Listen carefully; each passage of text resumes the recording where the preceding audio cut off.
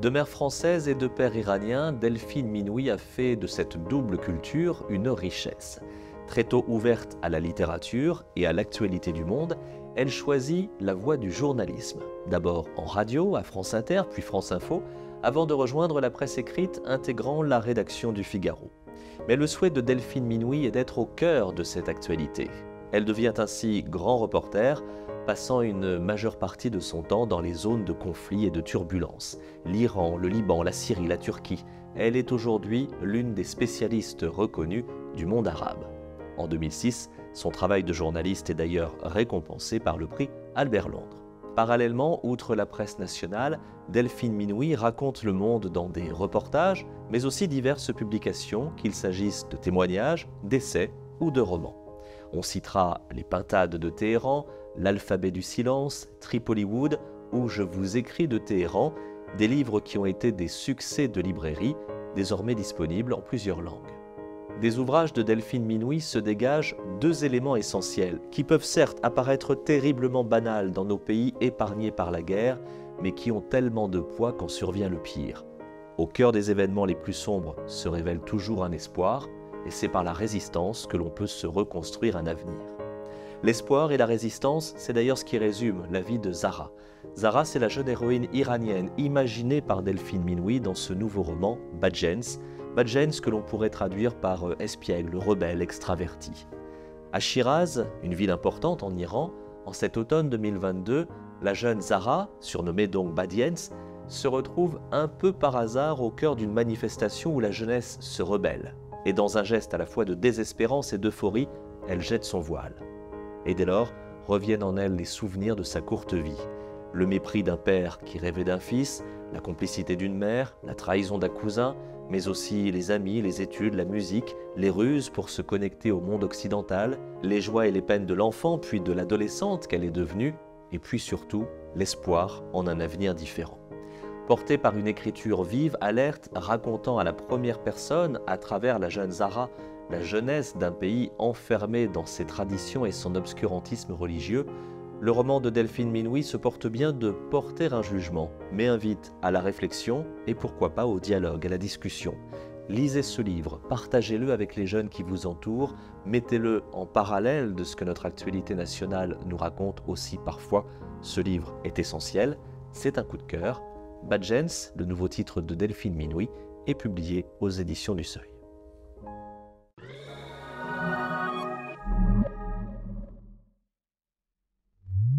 Bonjour Delphine Minoui. Bonjour. Merci d'avoir accepté notre invitation. Badjens, c'est votre actualité, c'est aux éditions du Seuil. On commence à bien vous connaître en librairie puisqu'il y a eu déjà d'autres livres, des essais, des romans où vous racontez un peu votre parcours. Et puis il y a aussi la femme journaliste que vous êtes. Comment est née cette envie du journalisme? Et puis surtout, je précise que vous êtes reporter, c'est-à-dire qu'il y a eu la radio, aujourd'hui c'est plus pour la presse nationale, notamment le Figaro. Vous allez sur les endroits du monde où la situation est difficile. Pourquoi cette envie de devenir reporter? En fait, il y a eu comme un télescopage des événements à partir de l'année 1997, quand je sortais de mon école de journalisme sans vraiment encore savoir vers quelle voie je me destinais exactement. Et puis, ce fut la même année où, en Iran, le pays de mes origines, le pays de mon père, il y a eu l'élection d'un président réformiste, Mohammad Khatami, qui a commencé timidement à l'époque à ouvrir les vannes du pays pour la première fois depuis l'arrivée des religieux au pouvoir en 1979. Et cette même année, il y a eu une dimension aussi très personnelle. Mon grand-père iranien est décédé. Et c'est là que j'ai réalisé qu'une partie de mon identité, la moitié de mon identité, s'effaçait sans que je la connaisse vraiment. Et c'est comme ça que j'ai foncé dans une agence de voyage. J'ai pris un billet d'avion pour 10 jours pour retourner en Iran. Et j'y suis finalement restée 10 ans. Et c'est là qu'est vraiment née cette passion du terrain, du travail au long cours, du sens du détail, dans une région souvent stéréotypée en Occident, où j'ai voulu explorer toutes les contradictions, parce que c'est aussi une contrée très, très, très impressionnante et et qui nous réserve beaucoup de surprises. Alors il y a l'Iran, où vous avez donc passé du temps, vous êtes allé également à Beyrouth, au Liban, vous êtes allé en Turquie, et aujourd'hui, même si vous êtes basé en France, on vous envoie régulièrement un peu sur les quatre coins du globe. Ça représente quoi? C'est une mission d'être journaliste, d'être reporter et de transmettre. Alors je rappelle que c'est de la radio ou c'est de la presse écrite, on n'est pas dans de la presse audiovisuelle, donc le rapport avec l'actualité est peut-être différent. Ça représente quoi pour vous? Bah, je pense que c'est une passion avant tout. Ce métier, il doit être vissé au corps pour pouvoir l'exercer parce qu'il n'y a pas d'horaire précis, il n'y a pas de programme précis. On suit les aléas de l'actualité, on s'empare d'un événement, mais ce qui me tient toujours à cœur en tant que reporter de terrain, c'est justement de raconter tout ça à hauteur d'hommes, de femmes, les guerres, les révolutions, les coups d'État, ce qui se passe au-delà des bombes, la survie dans les sous-sols, les bébés qui continuent à naître malgré les affrontements. Et quelque part aussi, redonner un petit peu de dimension humaine quand on ne voit que du noir, parce que je pars toujours du principe qu'il poussera toujours des fleurs au milieu des ruines. Ça veut dire qu'il y a une responsabilité? Aussi parce que souvent, en fait, surtout dans ces pays où je travaille, que ce soit l'Iran, l'Afghanistan, l'Irak, Il ne faut pas trahir la la Libye, réalité. il faut se repositionner dans ces contrées-là où il y a toujours une culture de l'omerta. Il y a des silences qui sont imposés, il y a des voix qui sont étouffées, qui sont sciemment oubliées. Il y a un narratif, une espèce de vérité officielle qui est imposée. Et j'essaye toujours, à cette vérité officielle, d'opposer justement la vraie vérité, la justesse, lutter contre une certaine forme d'injustice pour établir une certaine forme de justesse. Et qu'est-ce que je fais dans ces moments-là? Ce qui me semble très important, c'est justement de briser ces silences, de redonner la parole à ces voix, à ces personnes qui n'en ont plus, et quelque part aussi de recoller comme ça des bouts de vérité pour faire entendre l'absurdité de la situation. Face à cette violence que vous devez raconter avec des mots, comment construit-on sa propre vie? Parce que j'imagine qu'on laisse un peu de soi lorsque l'on est en Turquie, en Iran, au Liban, dans ces pays en guerre ou bien où la tension est compliquée. On n'en sort pas indemne. Alors comment résiste-t-on? Je compare souvent mon métier à ceux des... Vous voyez, il y a les chirurgiens urgentistes sur les terrains de guerre qui sont vraiment des médecins du corps. Nous, les écrivains, nous sommes en quelque sorte des médecins de l'âme. Nous essayons de réparer quelque chose, de mettre du baume sur des plaies, de réparer un peu tous ces silences, toutes ces tragédies. Et le fait par moi-même d'écrire tout ça, de pouvoir le formuler, de pouvoir immortaliser toutes ces histoires, c'est déjà un processus qui m'aide aussi à créer une certaine forme de distanciation avec ce que j'ai vécu moi-même. Lorsque l'on regarde votre bibliographie, on se rend compte que vos livres sont souvent associés au lieu où vous avez exercé, que ce soit l'Alphabet du silence, là on était en Turquie, les passeurs de livres, là on était en Syrie, il y a eu les pintades de Téhéran, où là on était effectivement en Iran. Comme s'il y avait à la fois l'envie de raconter un pays, une part de militantisme, et puis toujours d'essayer de mettre de la lumière dans ces drames humains. Êtes-vous d'accord avec cette définition de votre travail d'autrice?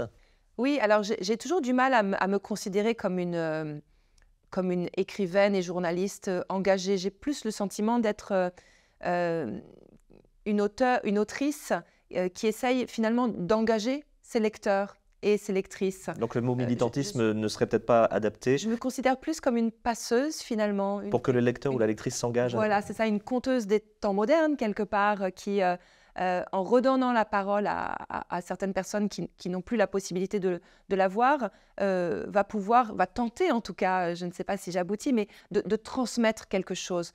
Et s'il y a un combat que je mène, je pense que c'est celui-ci, avec une volonté aussi d'immortaliser tout simplement des histoires qui sont jetées dans les poubelles de l'oubli, parfois sciemment par des dictateurs, et donc pouvoir rétablir comme ça une sorte de curseur pour que chacun puisse s'emparer de cette boussole et juger par lui-même. Cette passion du journalisme que vous avez évoquée en préambule a été récompensée par le prix Albert Londres. Et puis cette passion aussi que vous avez pour les mots, pour les livres, pour la littérature, c'est un petit peu ce que vous racontez dans Les Passeurs de livres. Juste brièvement, cette belle aventure, puisqu'il y a eu le livre, il y a eu aussi ce documentaire. Nous sommes en Syrie, une bibliothèque qui a été détruite sous les bombardements. Et puis ces quelques personnes qui essayent de sauver les livres pour reconstruire une bibliothèque clandestine. C'était une façon de transmettre votre amour de la littérature, ça? De Bien vous sûr, emparer de cette c'était histoire authentique? indirectement, c'est-à-dire c'était d'abord une façon de raconter différemment la guerre en Syrie. C'est-à-dire que bien sûr qu'on ne peut rien contre les bombes. On n'arrivera jamais à faire cesser les balles qui vont continuer à siffler. Mais en tout cas, ces jeunes, cette quarantaine d'activistes qui s'est lancée pour mission de sauver des livres dans les décombres de la ville de Daraya et de les protéger dans un sous-sol pour en faire une bibliothèque secrète clandestine, c'est aussi la preuve que le livre permet, si ce n'est de rester en vie, mais en tout cas de rester debout et d'éviter de sombrer dans la folie, dans la démence ou tout simplement dans l'extrémisme. Et pendant 4 ans, ils se sont nourris d'ouvrages. C'était des jeunes qui détestaient lire avant la guerre. C'est ça qui est faux aussi. La guerre leur a donné le goût de la lecture. Donc quelque part, c'était aussi une façon de montrer qu'ils sont très loin de nous. Leur culture est très différente, leurs traditions sont différentes, mais ils nous ressemblent aussi beaucoup plus qu'on ne peut l'imaginer. Et c'est aussi une forme de résistance. Et la résistance, il en est également question dans ce qui est votre actualité, Delphine Minouis, ce nouveau livre Bad Gens dont nous allons parler, publié aux éditions du Seuil.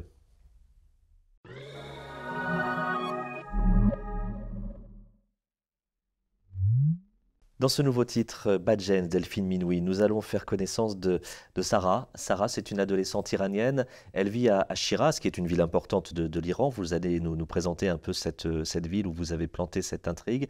Nous sommes dans cette période où la jeunesse se rebelle. Nous sommes à l'automne 2022.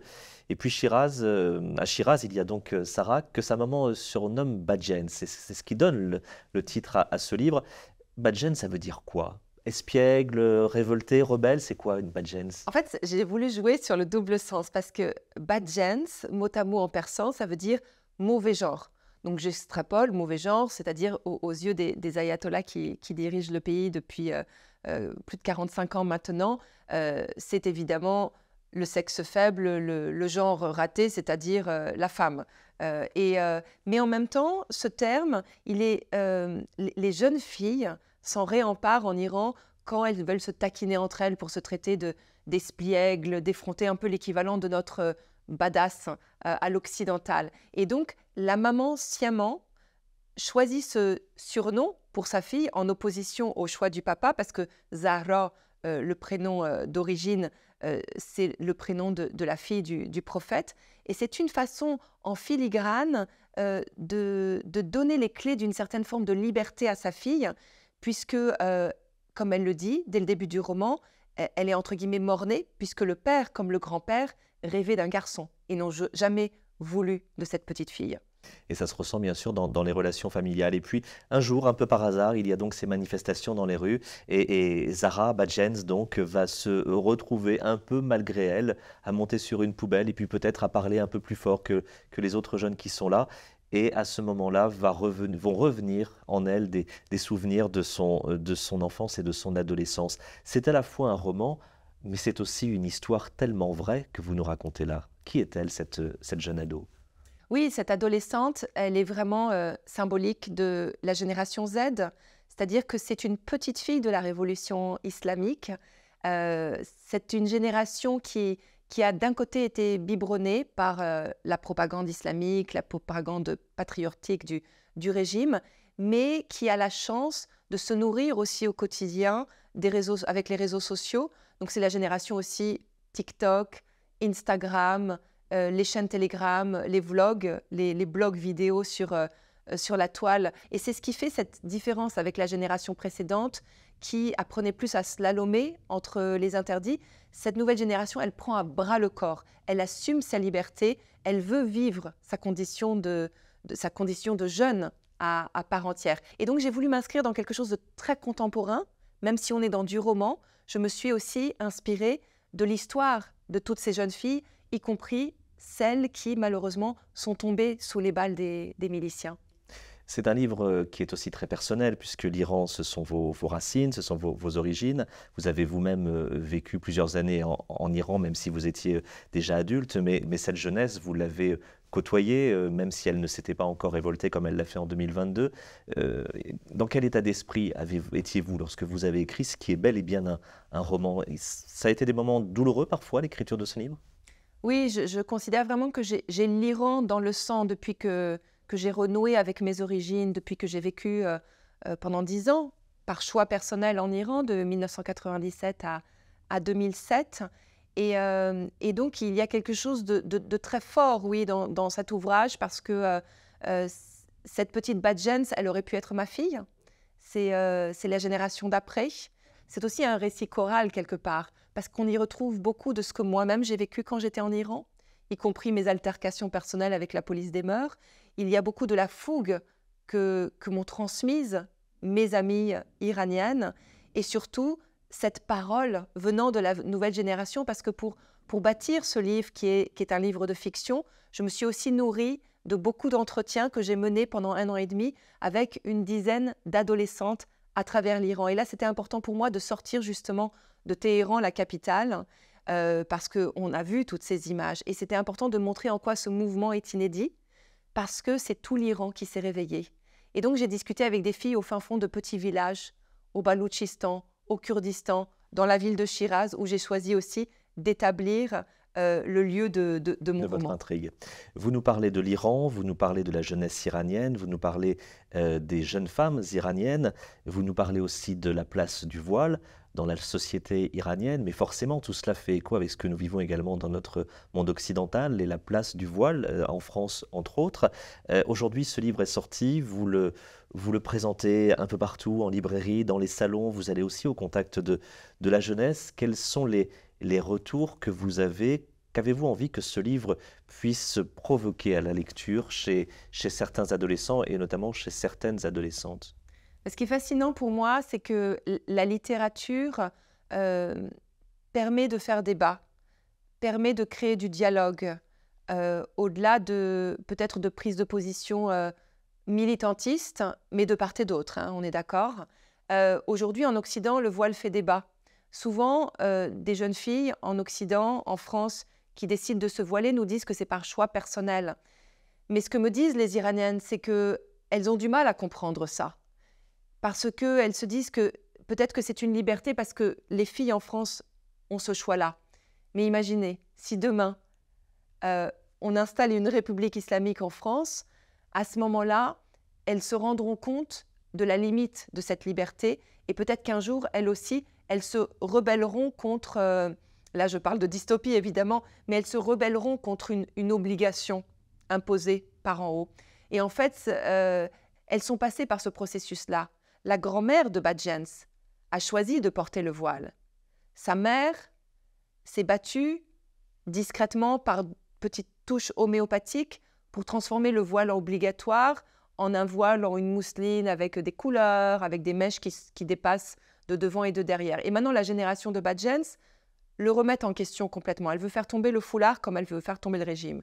Mais ce que nous disent les Iraniennes, c'est que c'est un processus qui a duré 45 ans. Et donc leur message, quand je parle avec elles, adressé aux filles en France, c'est de leur dire « Si vous ne voulez pas perdre 45 ans, réveillez-vous maintenant, réfléchissez à ce que ça symbolise littéralement, réfléchissez à ce voile qui, pour vous, est un étendard, mais qui peut être aussi un voile prison. Choisissez par vous-même, ne vous laissez pas influencer par n'importe quel carcan, quel qu'il soit, familial, politique, religieux. » Finalement, ce livre parle à la fois de choix de vie et de résistance.